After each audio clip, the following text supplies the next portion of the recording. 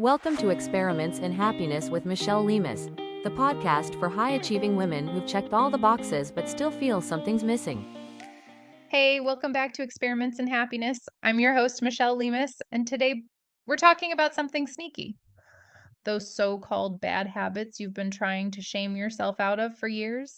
You know, the quirks, the tendencies, the things people have told you to fix. Yeah, those.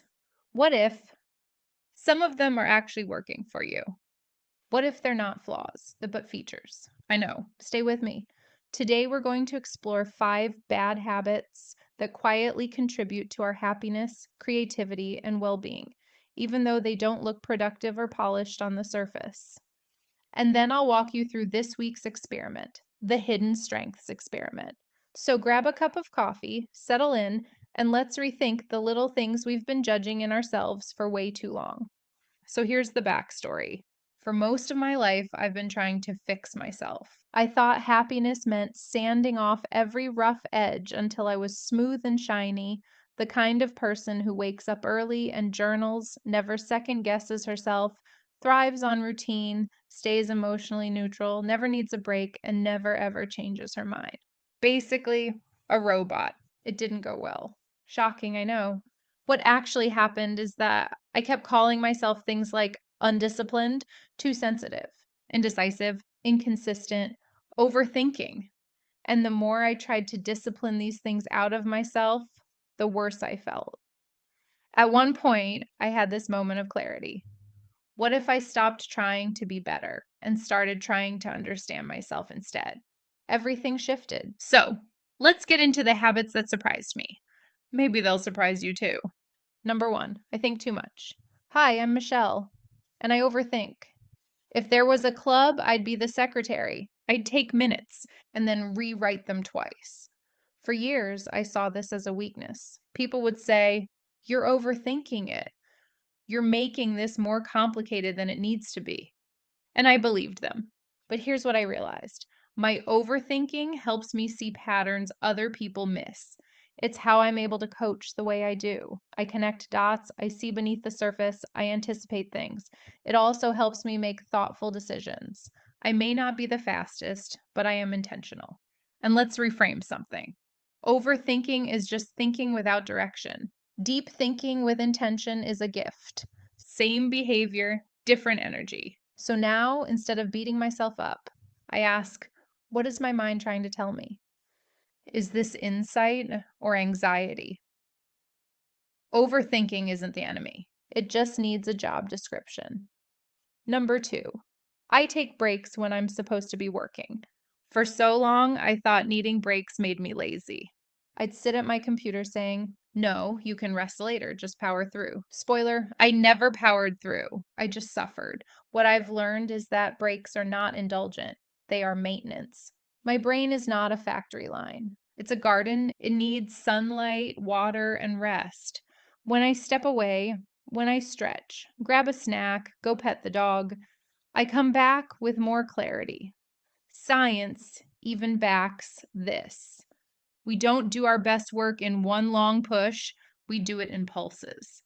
And honestly, taking breaks is why I stay creative. It keeps me from burning out and resenting my work. So if you're someone who needs pause, great. That means you're human.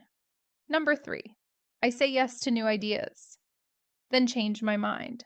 Ugh, this one used to be painful. I'd get excited about something, a project, a plan, a new hobby, and I'd talk about it with everyone. Then, a week or month later, I'd realize, nope, that's not aligned. Cue the shame spiral. I worried it made me flaky or inconsistent. But here's the truth. Trying things is how we learn what fits. Pivoting isn't failure, it's responsiveness. Changing your mind is actually a form of honesty. We are meant to evolve. Staying stuck because you announced something once on Instagram is the real trap. So now I honor my curiosity and I honor my pivots. Both are valuable. Number 4, I'm sensitive. Let's talk about sensitivity. I've been told I'm too sensitive more times than I can count, as if sensitivity is the same thing as fragility, as if feeling things deeply is a weakness. Newsflash, it's not. Sensitivity is connection, awareness, intuition, empathy. It helps me show up for others. It helps me connect with people on a deeper level. It helps me coach with compassion. Honestly, sensitivity is why I can do what I do. Is it overwhelming sometimes? Absolutely, but sensitivity doesn't need to be fixed. It just needs boundaries and respect. Your feelings are not the problem. Feeling nothing would be the problem. Number 5, I get bored with routine. I have tried. I have tried to be a routine girly. The same morning routine, the same evening routine, the same weekly planning structure. Day 4, I'm like, absolutely not. I'm done. I thought something was wrong with me. I thought I lacked discipline. Turns out my brain just loves novelty. Change keeps me engaged. New approaches keep me curious. Some people thrive with repetition, some thrive with variation. Neither is right or wrong, just different. When I stopped trying to force a strict routine and instead created a flexible rhythm, my energy came back. So if you get bored easily, it doesn't mean you're undisciplined.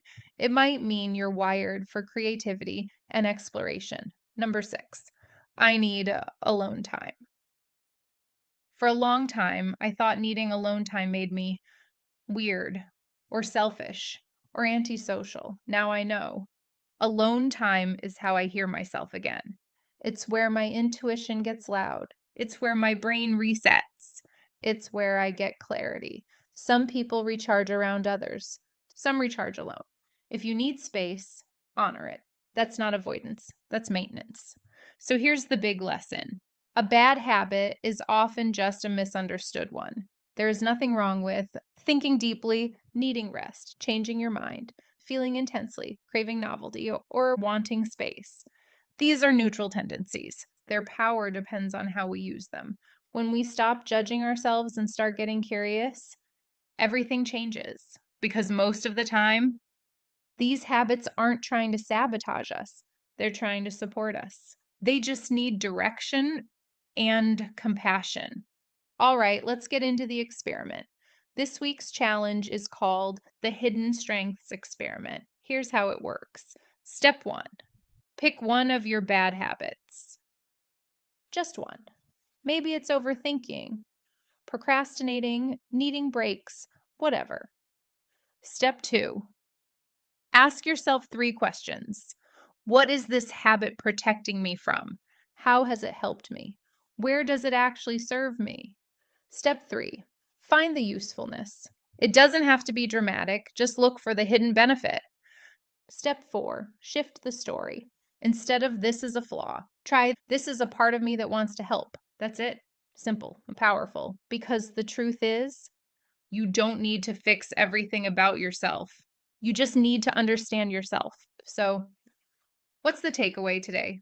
You are not a collection of weaknesses waiting to be corrected. You are a whole, complex human with beautiful quirks that are often quietly working on your behalf. Honor them, learn from them, let them support you. You don't need to become someone else to be happy. You just need to become more you. Thank you for hanging out with me today. If this episode landed for you, share it with a friend who's been a little too hard on herself lately. And if you try the Hidden Strengths Experiment, send me a message and let me know what you learned. Until next time, continue exploring your happiness, one tiny experiment at a time. Thanks for listening to Experiments in Happiness. You can find more tools and resources at experimentsinhappiness.com.